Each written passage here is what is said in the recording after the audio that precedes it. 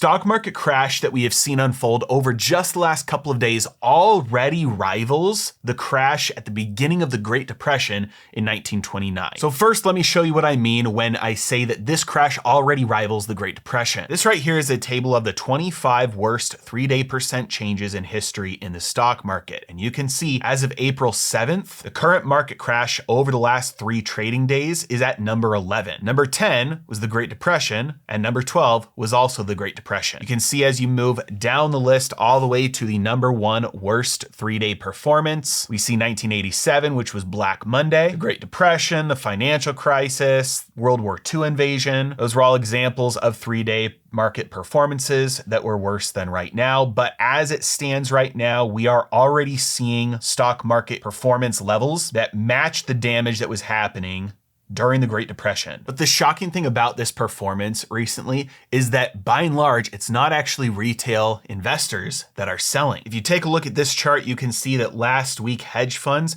had the biggest day of selling stocks since at least 2010. On one day alone, they reached about $40 billion worth of sales, which makes sense considering the rumors that there are many hedge funds getting squeezed out right now because they were over leveraged and now they're facing margin calls. Now you might think, well, it's institutional selling, but it's also got to be retail, right? Not so fast. Last Thursday alone, individual retail investors purchased $4.7 billion in new stock purchases. In other words, the small retail investor is still buying the dip. Now, historically, small retail investors do not have the best timing, and many times they are wrong. But so far, as long as retail doesn't eventually get squeezed out and capitulate and sell at a loss, this does represent a massive transfer of the ownership of assets from institutional investors to the hands of small retail investors. And there are actually examples of this kind of thing happening in the past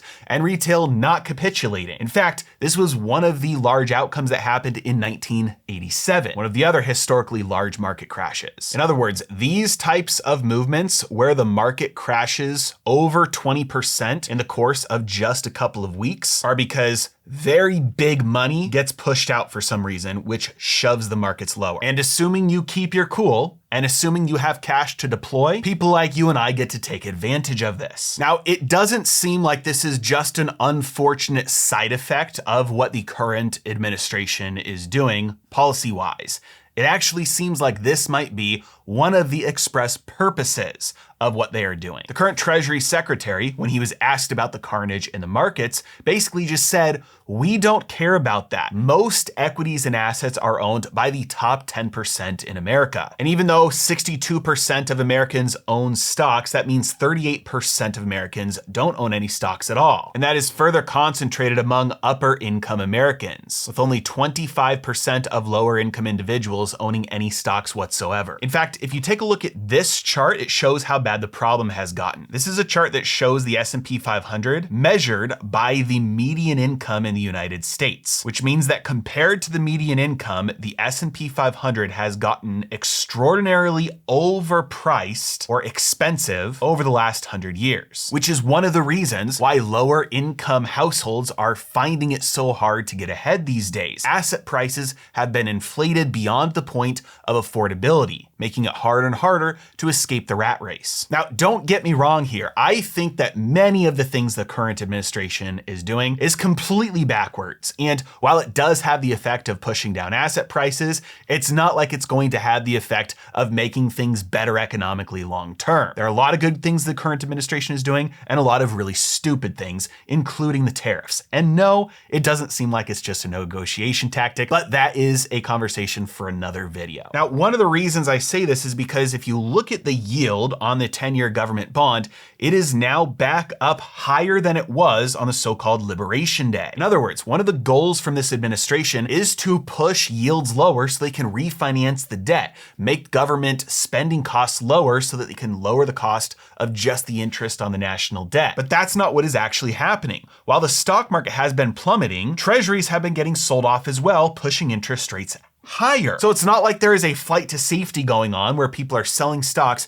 and buying US treasuries instead. This isn't resulting in lower borrowing costs for the government. In fact, as of right now, it's resulting in higher borrowing costs. And this is one of the reasons why I think it is logical to expect more short-term pain ahead, which means your window of opportunity to take advantage of this is definitely not over yet, but it is small and probably shrinking, because all it's going to take is some good news, some tariffs being rolled back, some trade deals being made, tax cuts on individual households, better than expected jobs numbers or inflation numbers, or the Federal Reserve coming out and giving expectations of future rate cuts. These are all things that could send the market soaring on a dime, which means that you cannot afford to miss out on the prices you're seeing in the market right now. That's why people always say that money is made during bull markets, but fortunes are made during bear markets, because those are the opportunities to buy assets at actual discounts to their true value. So if you have money to invest, but you don't know when to buy and you don't know what to buy, I have created a course that is literally perfect for you. I teach you exactly how to take advantage of this extremely rare opportunity and buy world-class assets at fantastic prices. I teach you how to identify bear market bottoms. I teach you how to filter out the great companies from the garbage companies, how to know exactly what you should be paying for these companies, and much, much more. Bear markets are extremely rare. And if you miss out on this opportunity to buy the best assets in the world at prices they may never be at again, just because you didn't know when it was going to bottom out and you didn't know which assets were actually on sale, you're going to be kicking yourself for years, hoping there will be another pullback. Don't let that be you. I've got everything you need to know to take advantage of this linked in the description below. This is a chart of the global money supply, and you can see that it has continued to increase. One thing that people usually don't recognize is the lag time between monetary policy and financial markets. We saw this very clearly during the market crash in 2020, when markets bottomed after falling 35% from top to bottom on March 23rd. But you can see by March 23rd, you can see here on the US money supply chart, by March 23rd, liquidity had already started to skyrocket. In fact, zooming in closer, we can see that on February 24th, the money supply was just around $15 trillion. Yet on March 23rd, 1 month later, when the market bottomed, the money supply had already increased by a whole $1 trillion.